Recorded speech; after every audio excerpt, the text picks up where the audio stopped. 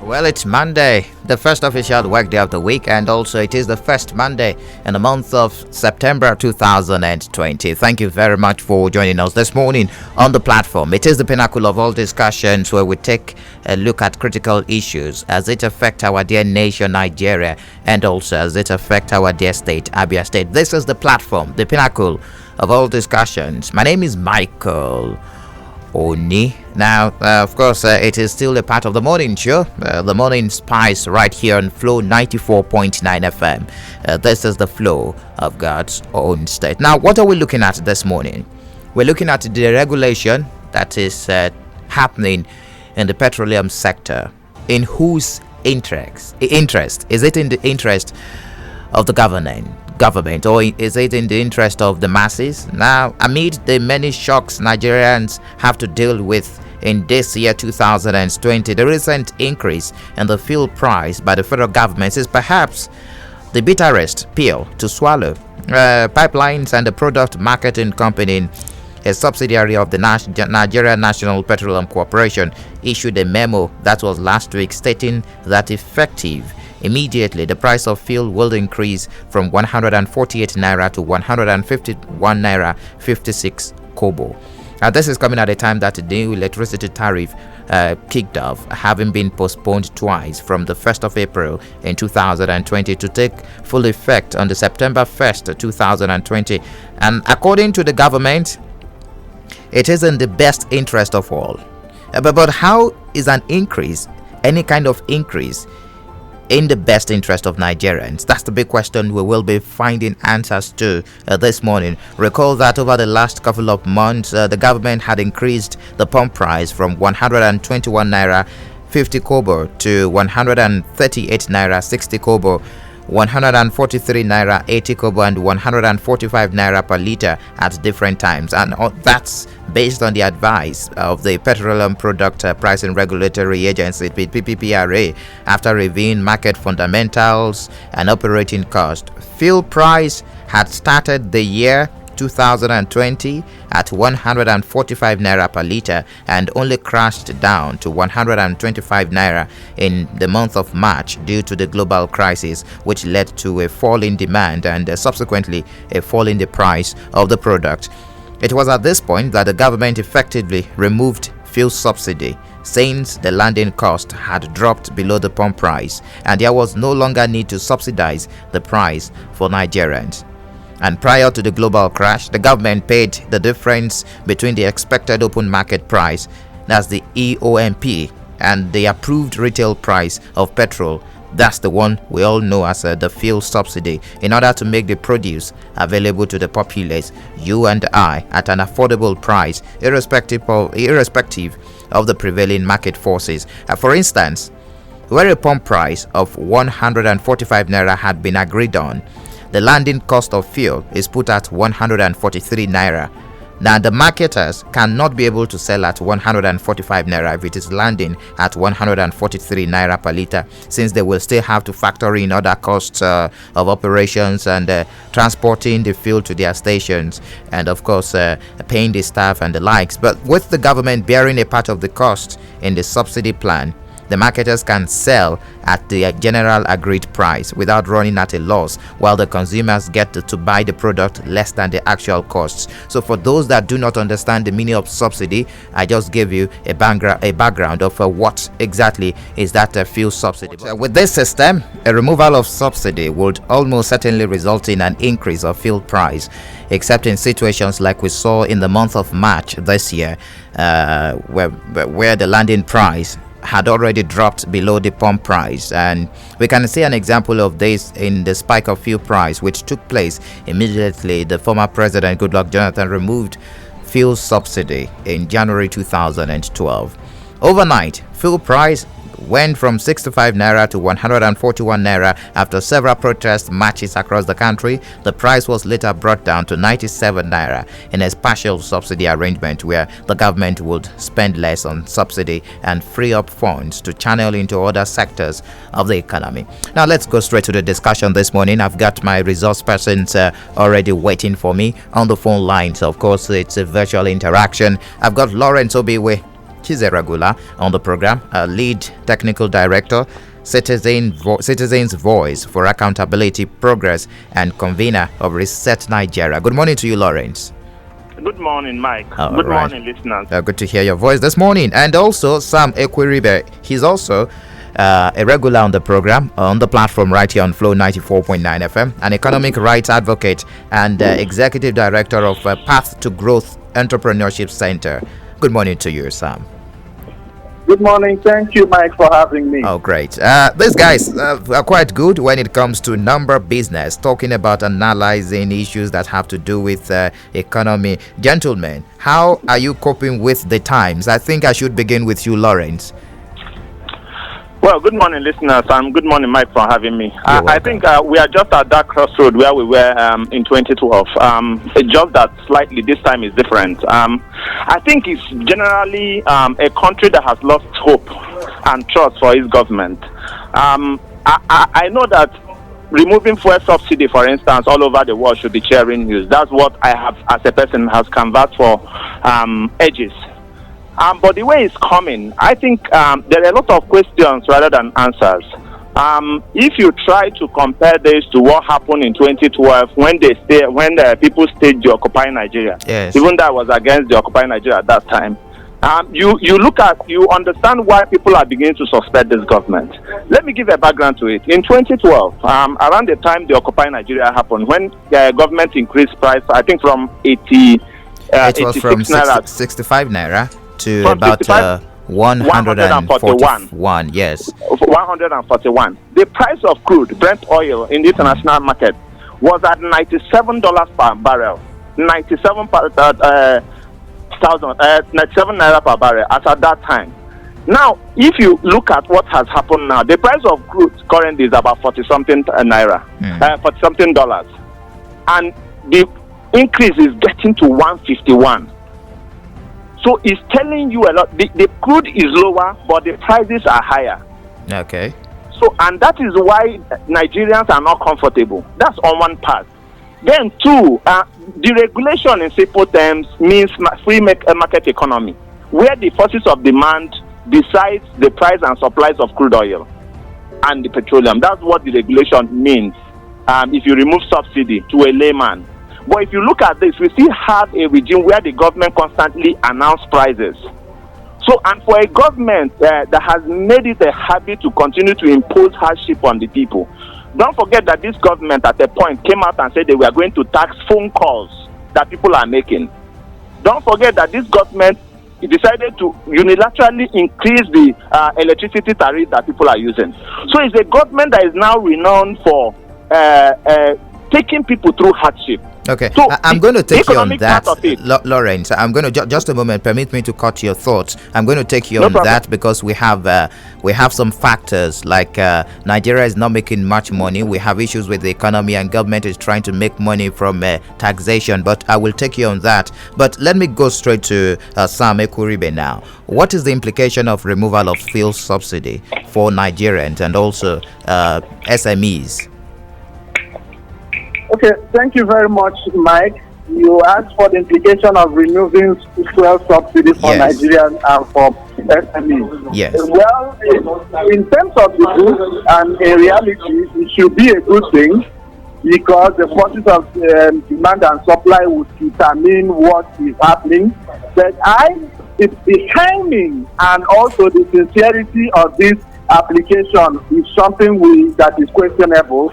They say even the truth has to be spoken in law. There's a way you can ask somebody to go to hell and he will gladly jump into hell because of the way if they want to go here.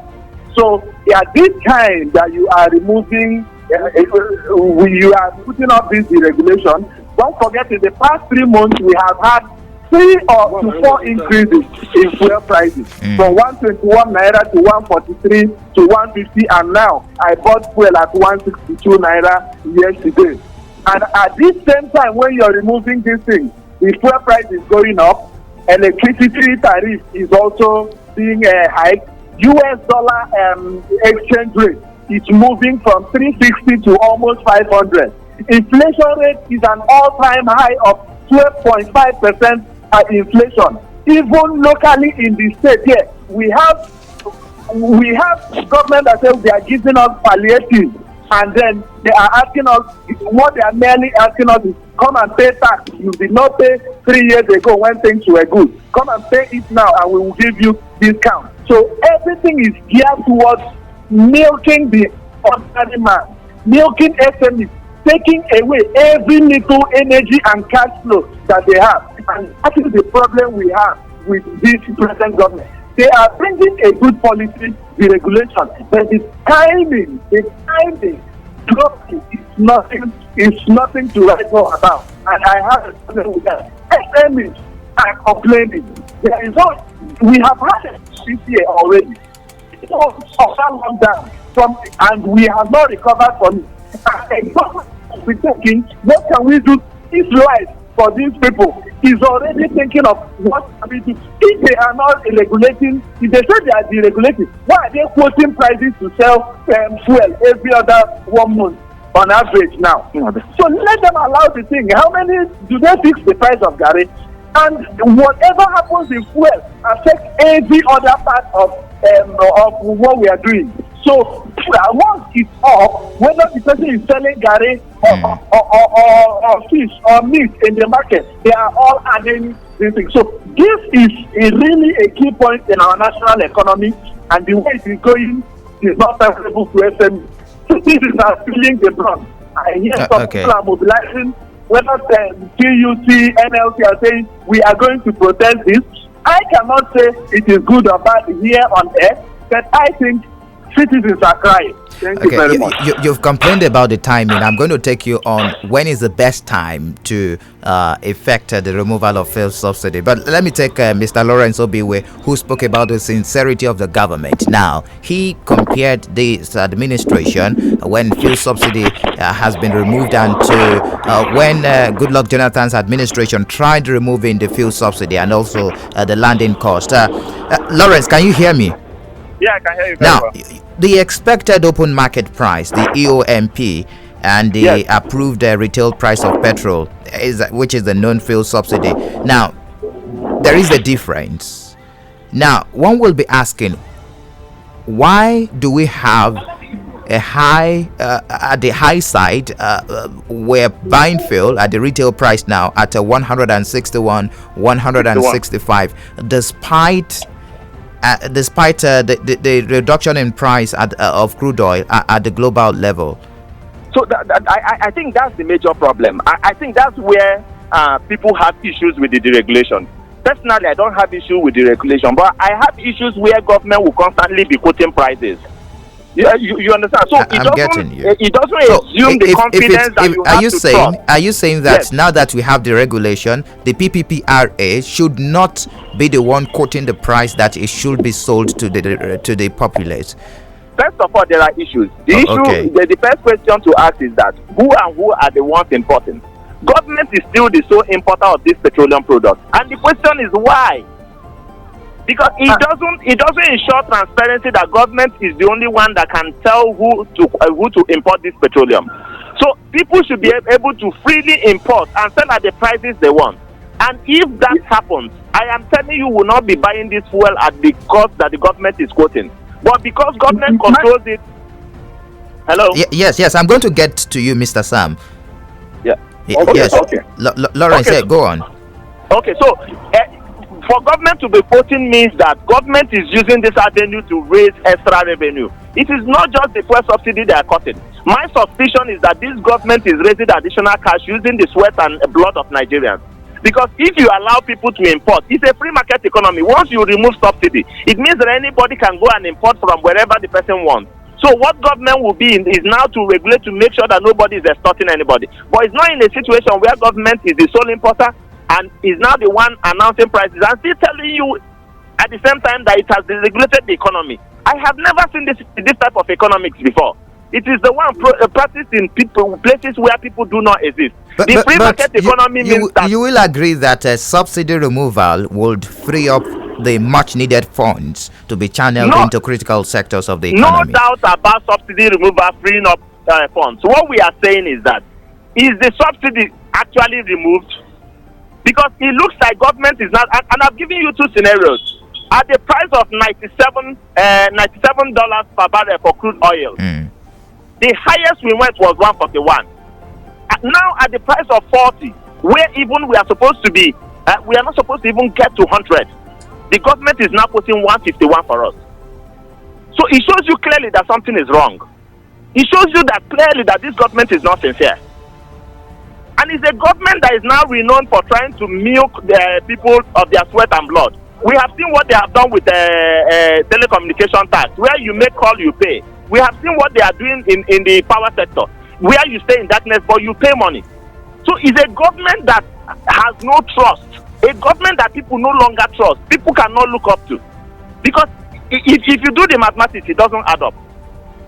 Okay. This is just like 16 higher than 19 that we had during Goodluck Jonathan this thing. Because you cannot be selling at 40 at the international market and you're selling your petroleum at 51. Whereas when we were selling, when crude was at 97, we were protesting for 141. Okay. This surely doesn't add up. That's the problem. I don't think anybody questions government freeing up that resources. It's the fact that government economics is abracadabra. Okay, I'm going to get back to you. You want to say something, Sam Ekwuribe? Mike, yes, I want to say something. There's something called common sense. Are you with me? I'm getting you. Yes. Okay, now a barrel of crude oil is sold at $47. A barrel of crude oil, when refined, will give you an average of 150 liters of fuel, which is almost 150 liters. And then $47 divided by our 360 or even at 318 will give you 16,000 naira or roughly 17. If you divide 16,000 by 150 liters of fuel, you will be getting an average of 110 naira, which means anyway the government does it, we should not be buying fuel at more than 100 to 110 naira in this country. If they want to add premium, maybe it should be something in the neighborhood of 120 naira. Okay, with your calculation, I want you to take that again. We shouldn't be buying it more than 110 naira per liter. Absolutely. See, so look at it that we sell one barrel of crude oil, which is raw material, at $47. Okay. And then one barrel, when you process it, it gives you like 150 liters of refined fuel. And so if we buy that 150 liters at what we bought it, we are getting like 16,000 naira cost of refining it and bringing it here. 16,000 divided by the number of liters, that gives you like 110 to 112 average price of petroleum. So are they saying 40 naira is premium for what that we are paying in this country? Even at the point where we were fuel was sold at 27 dollars per barrel, which is in Nigeria around April, May. Nigeria government still sold at 120 naira, 123 naira. Meanwhile, if you divide it still, then we should have been selling fuel around 60 or 70 naira. So if they are deregulating this, they should know we have sense in this country.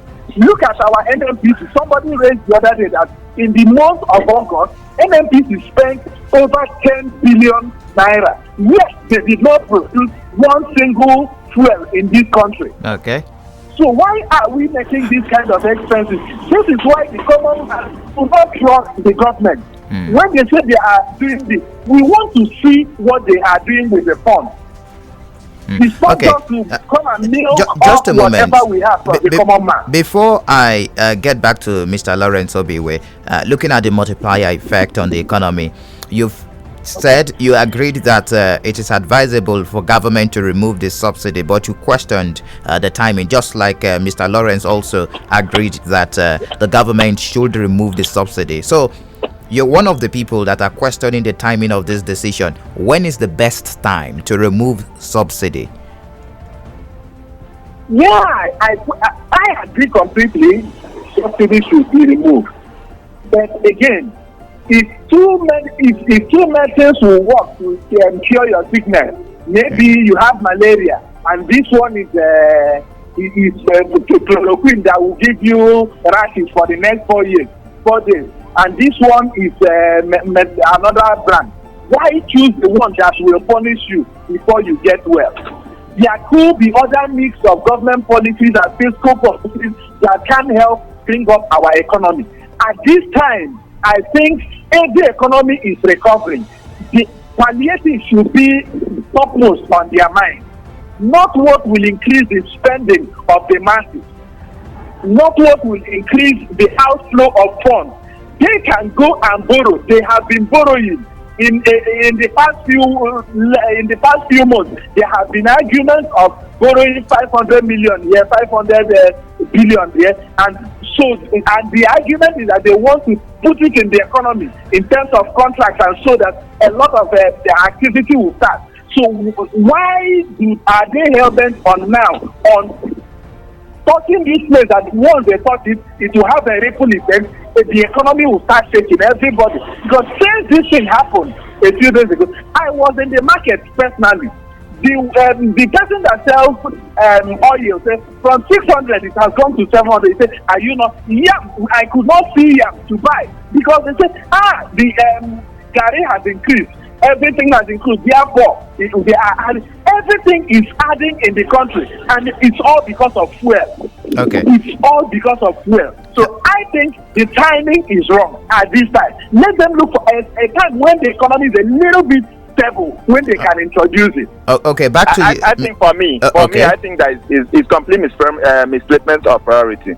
All right. Yeah, I'm not sure that now is when government should be thinking about how to be spending foreign exchange that we don't have. I think now should have been time for us to look inward at what we can do to revive our economy.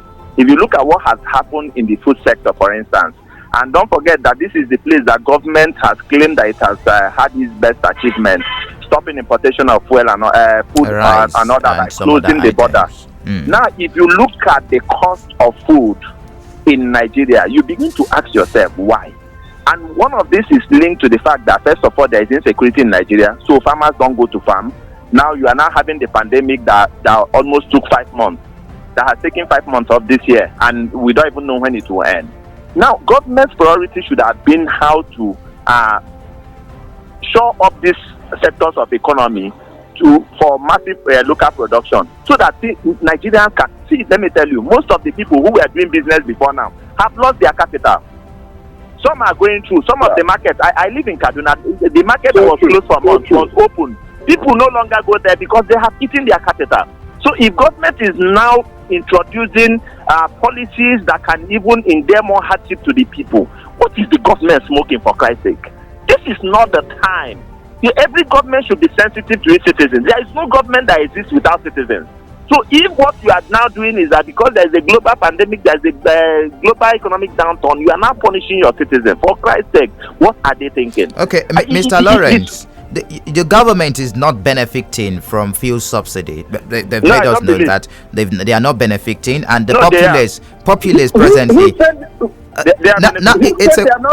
It's a question now. According to what the economy should be, if everything is right, the government should not benefit because they are not the one importing and exporting again. Okay, they are exporting, but they are not importing into the country now. So, but as it stands now, it looks like Nigeria is still importing. That's why we have the PPPRA still laying claim that there should be the price range of the petrol. So can we say there is still subsidy? Yeah, that's the point. The point is the fact that if, for instance, Dangote is building a refinery in Nigeria, Boa Cement is also building somewhere in Edo State. When you come to timing, they should have allowed this to continue until this refineries come to stream. Thank you. Don't forget that there are a lot of crude oil that we cannot sell, that we can actually give to these refineries and say, since these ones are not part of these ones we are selling, refine and sell to Nigerians to this price. So that's why when Mr. Kuribe was talking about timing, that's what the timing is. Now, if you are talking about the benefit, I don't believe that government is not benefiting. I believe that government is setting this price to raise funds. It should be the marketers Yes. marketers benefiting here, and they will be the ones to decide what the price should be, the retail price. Yes, but that's not what we are having. Okay, we have Mike, PRA. Okay. We have PRA always announce the prices. Yes, Mr. Sam. You can go on. You Yes. can go on. Okay, can any ordinary man go and say, I want to import fuel today? It's a truly deregulated sector. Can you just go there and buy fuel and import it into this country? You and I know the answer. They put all those restrictions so that they continue to play in that sector almost unhindered. When you hear of an MPC and putting rationing and all that, they are in sole control of it, and they are a benefit. If there's no benefit, they won't be playing there. Now, going to what he said about food, does it make sense that rice is 30,000 somewhere and it's 20,000 somewhere else in this country? Does it make sense that the rice that was produced and sold at 11,500 local rice, and right now it is 25,000? You did not add any more input. You did not use fuel to produce it and all that. There are invisible hands working on these things. When they say they are pumping in the money, the hands are visible. They are not invisible. I think these hands are very visible. We know who to look up to. So when they say they are pumping in the funds into agriculture, obviously the chicken has come to roost, and you're not seeing it. It's not visible. You cannot see. So they have not been. Let me bring up a bit of from subsidy will help ease and move us away for investment in infrastructure and all that. Let me bring up a bit of the statistics here now. The government spent an estimate of 10 trillion naira on fuel subsidy between 2006 and 2018. It means that if we continue like this, subsidy being removed finally, it means about 10 trillion naira will be pumped into the economy within the space of a couple of years, and which is good for the economy if we have a large amount of money like that pumped into the economy. Hey, Mike, yes. See, when you say 10 trillion naira, yes, who spent it? The government, according to statistics, it's 10 trillion that probably 8 trillion ended into the pockets of politicians. So what the government is doing is to allow citizens to account for their inefficiencies and their recklessness. The question to ask, I have followed this fuel consumption from 2015 till now. If you notice, we've hardly had any fuel queues. And the problem is not because the government has solved any problem. It's because the prices are so exorbitant. The economy is so hard on the citizens that people. When was the last time you bought full price of fuel, Mike? So it is not because government has solved any particular problem. Government is suffering citizens for its own recklessness and inefficiencies. If they are looking for where to cut costs, I think there are many places to recover this 10 trillion that you are talking about. How much is being used to service? Let me tell you, they said in 2020 alone, we have used 87 billion to maintain refineries that has not produced a cup of crude oil. Where has that ever happened, Mike? This government thinks that Nigerians are illiterate. They think that Nigerians are fools. Gentlemen, let's wrap up the discussion so that we can get reactions from our listener this morning. Mr. Lawrence, your conclusion just before we wrap up this morning. My problem is with the citizens. Okay. I think that maybe the citizens have been forced into a corner where nobody can still talk.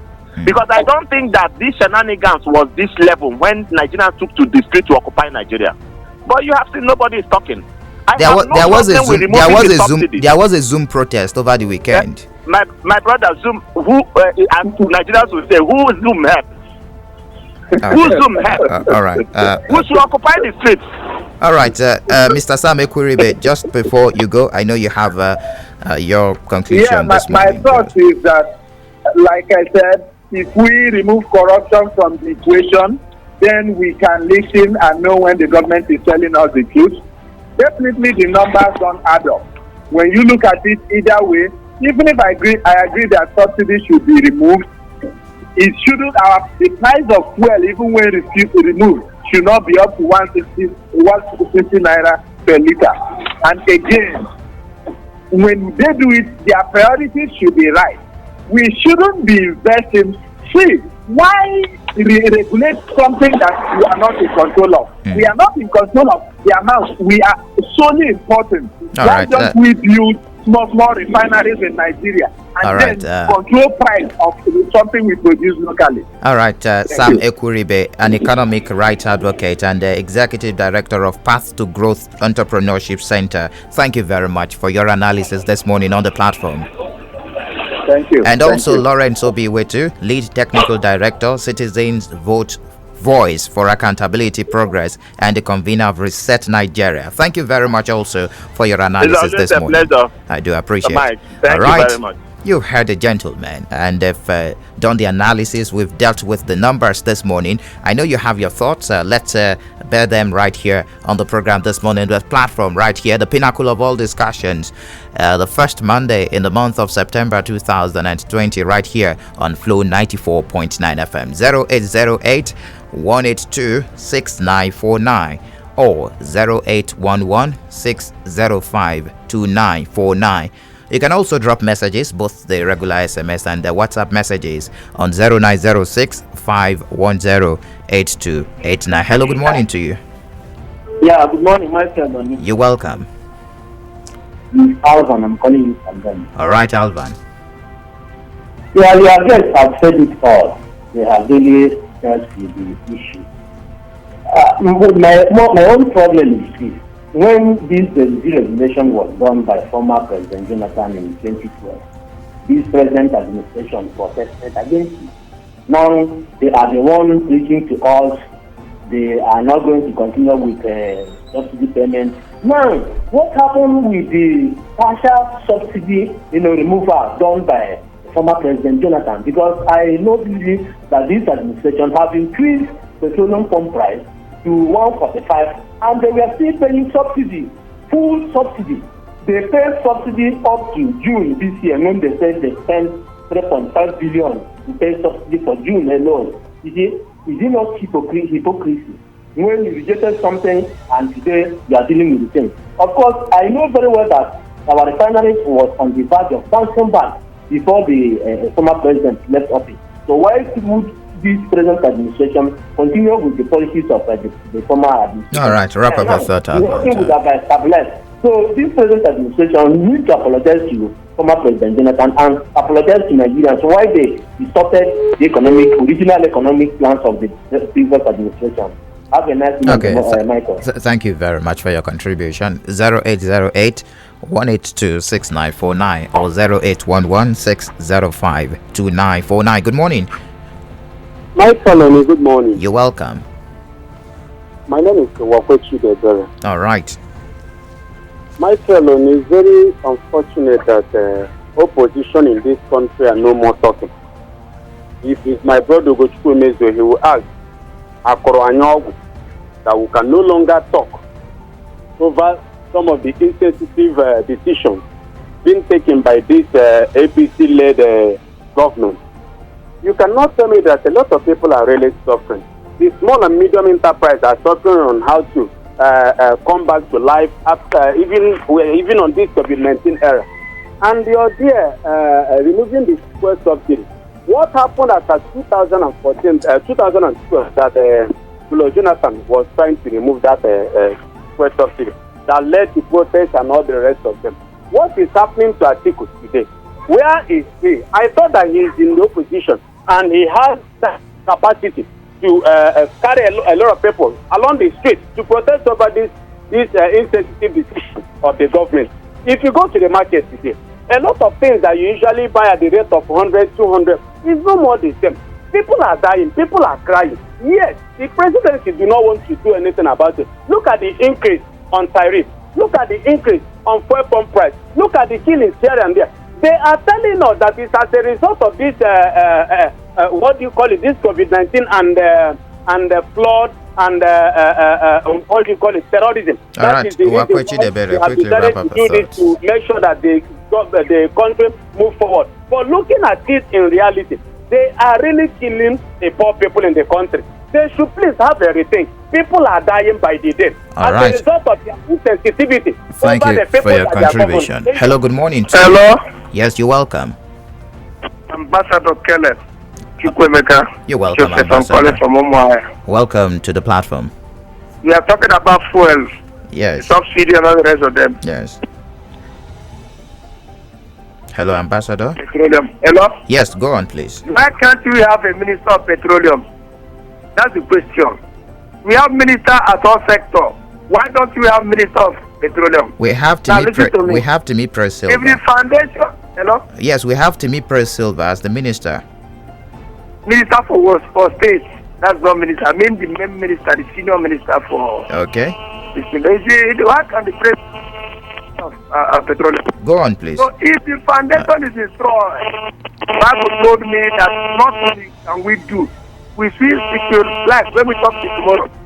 Those who own the refinery, those who were supposed to repay it, we never repay it. Now, every country is interested in palliative. Our own palliative is rice and beans, 2 cups, 3 cups. But in other civilized countries, they are giving how many $1,000? Take it in Nigerian money. Yes, they are giving more and more and more. Then what they are going to give you increase in tariff of now I'm using battery. I'm using battery. But I'm paying for what do you call it? Electricity. We don't have light. We don't have anything. And we have a government that is telling us subsidy. If you want to do it, if truly you love your country, number one, started from the foundation.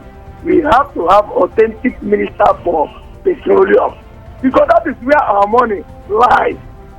In fact, I'm not want to talk again. Thank you and God bless you. All right, thank you, Ambassador. You've shared your point already, your opinion this morning. Hello, good morning. Good morning. You're welcome Michael, to the platform. Michael. Yes, good morning. Yeah, Charles from Umuahia. Okay, Charles. Yeah, you are doing well. But all I want to add is that when bringing these people, you also bring somebody from inside the government, so that these other people are doing their own mathematics. So those people from the government will do their own mathematics, and then we look at we balance the information. But I saw from the your last two speakers, most of the things they were saying were based on speculations. No, they weren't. So Those are professionals in their fields. They weren't based Yes, on speculations. because And they if continue saying, the I suspect. government, When just a somebody moment, Mr. Charles, just a moment. Government's response is in the public domain for everyone.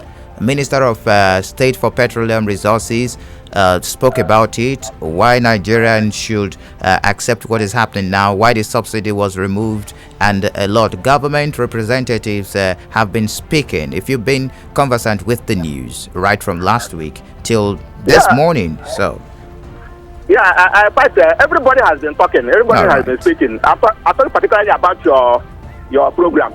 That in programs like this, we have a lot of sort of a debate. That we look at what people are actually saying at a particular point in time. all right, it's the pinnacle of all discussions. It's not a debate program. We look at issues critically. We look at the mathematics and, of course, do the calculations based on what we have on ground, of course, and of course, what is happening. We all know the price of the crude oil in the global market and also what we're buying, how much we're buying it. So it's a matter of mathematics, and we've brought in professionals, apolitical, devoid of any political background. All right, thank you. Good morning to you.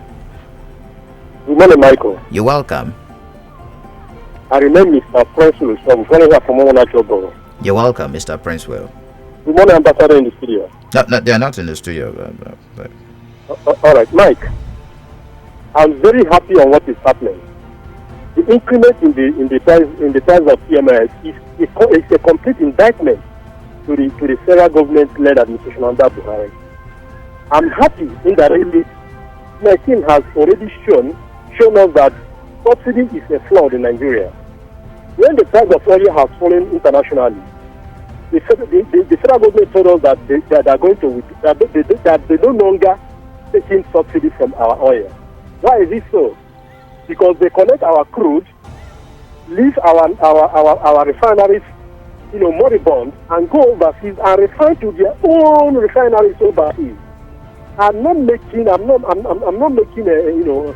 conspiracy theory in the radio, but I'm telling you, go to South Africa, go to Sao Tome and Principe, go to Brazil, go to Saudi Arabia, ask them the best refinery that who owns it, owned by Nigerians. Who are owning them? They are these people really not. When they take this crude there, they go there, refine and bring all this oil and. All right. Thank you for your opinion. Hello, good morning to you. We lost that. We can take one more call before we wrap up the program this morning. The platform, the pinnacle of all discussions, right here on Flow 94.9 FM. Hello, good morning to you. Hello. Yes, you're welcome. My own personal person. God bless you. You're welcome, Chief Awolowo. Good morning to you. You are blessed. All right. Olu Obo Chief Awolowo Nkwodede. And as usual, Omowada Muslim, Kenan Zobo, here in Imo State. I remain called a spade. My God bless you for the work you're doing for us. All right. Thank you, Chief. Let me put it to us. Completely, I want to say here, as a stakeholder of the party of APC, the ruling party, I'm highly disappointed with the increase in pump price. In fact, I want to tell you that our say Baba is no more making Nigerians happy. How can you increase the pump price at this very critical time after COVID-19 hit and harsh weather to Nigerians, where we did not see any palliative? It's very unfortunate, most unfortunate that the increase in pump price is coming now. What government is supposed to do is, how do we make refineries start working? First of all, how do we make sure that refined products are now made in Nigeria? They did not talk about that, and even they are not planning about this. What they are planning is to continue to, make the masses suffer hell of the governance, which is unacceptable and to me very, very condemnable. All right, Chief, wrap up a thought. We need to step out of the studio. I want to tell you that it's unfortunate and that the government of the day is not caring. God bless you. Okay, thank you. We've got a message here without a name. Mike, the problem is we have refused to speak, meaning we are okay with this, what is happening. Too bad that's without the name. Thank you very much for being part of the program. The program returns. That's on Wednesday, which will be the second edition. And of course, we have the third edition on Friday. Many thanks to the producer of the program, Samson Eze. Don't forget to catch this episode of the program on our YouTube page, Flow FM TV. Hopefully, competitive pricing will follow this realistic pricing system in quotes, and the Nigerians will be better for it. Thank you very much for being part of the program this morning. The platform coming up top of the hour is Abia State COVID-19 update. My name is Michael Oni.